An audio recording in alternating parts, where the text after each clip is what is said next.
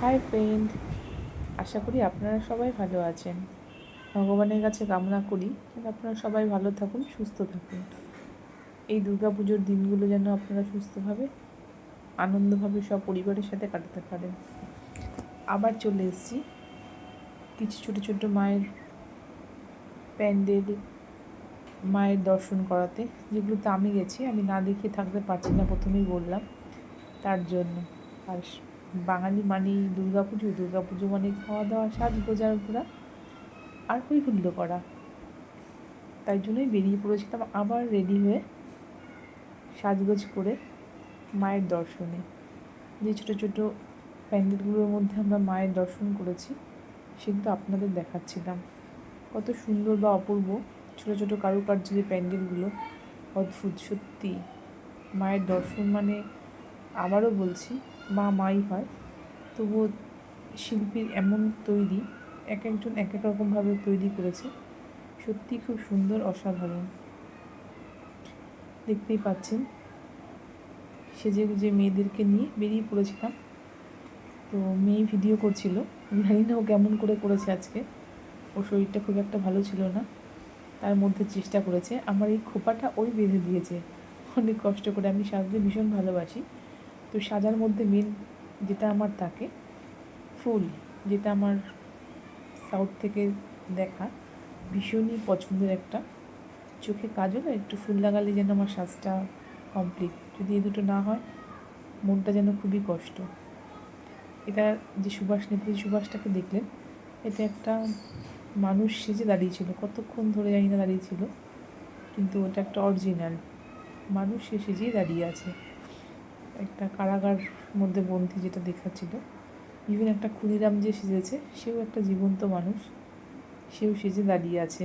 খুব ভালো লাগছিল এদেরকে দেখে, খারাপও লাগছিল, কিন্তু বাচ্চারা এনজয় করছিল। যেহেতু ক্ষুদিরাম চোখ বন্ধ করছে, খুলছে, এগুলো হয়তো কাছ থেকে আমার মেয়ে ক্যামেরাটা করতে পারেনি, কিন্তু এরা সব জীবন্তই দাঁড়িয়েছিল সেজে। সত্যি খুব সুন্দর লাগছিল সব কিছু। হয়তো ক্যামেরায় অতটা ধর, যতটা সামনাসামনি দেখা যায়, ক্যামেরায় অতটা বোঝা যায় না। আর বিশেষ করে আমার মতো ক্যামেরায় তো অতটা বোঝা যাবেই না। যাই হোক, মিলেমিশে সন্ধ্যাটা খুব সুন্দর কাটলো, খুবই ভালোভাবে। যত মায়ের দর্শন করছি ততই যেন মনটা ভরে যাচ্ছে। মন খারাপের মধ্যেও মনটা ভরে যায়। প্রত্যেকটা মণ্ডপে মণ্ডপে ভোগ বিতরণ করছিল, সবাই সেজে গুজে তার ফ্যামিলিদের সাথে বেরিয়েছিল। আমিও সেজে গুজে বেরিয়ে পড়েছিলাম মায়ের দর্শনে, মনটা খারাপ থেকে ভালো করার জন্য।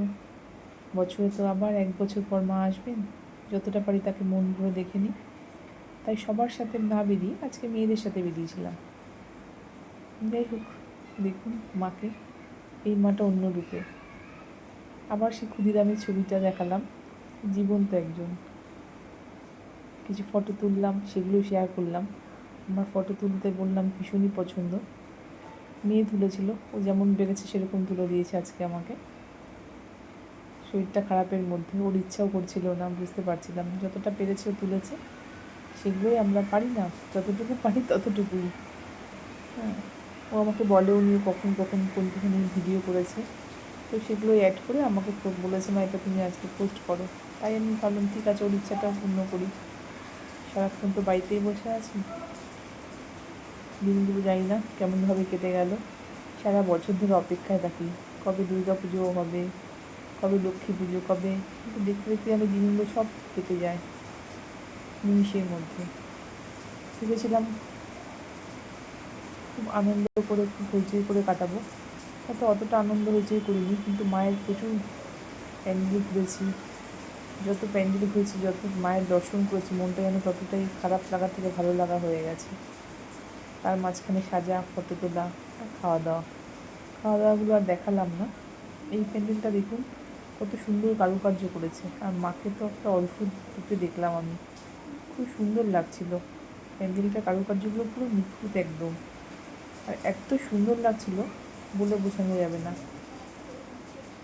মাকে দেখুন নতুন রূপে, খুব সুন্দর লাগছিল। এই রূপটা আমি কখনো দেখিনি, একদম অন্য রকম। যাই হোক, তার মাঝখানে একটা আমি সেলফিও তুলে নিলাম। আমার গলাটাও বসে গেছে, প্যান্ডেলটা কি অসাধারণ, মনে হচ্ছে যেন অর্ধেকটা জলে অর্ধেকটা উপরে। খুব সুন্দর প্যান্ডেলটা করেছে, খুব অপূর্ব লাগছে। আমি হয়তো ক্যামেরা ধরাতে পারিনি অতটা, কিন্তু সত্যি খুব সুন্দর। আর এটা দেখুন, মনে হচ্ছে যেন স্বয়ং বসে আছেন স্বর্গ থেকে তারা, বলে বোঝানো যাবে না।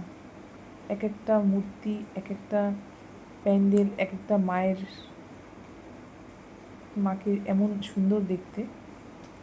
যাই হোক, যতটা পেরেছি আপনাদের কাছে আমি তুলে ধরার চেষ্টা করেছি। সারা বছর অপেক্ষা, যে যতটা পারবে অন্তত দেখুক।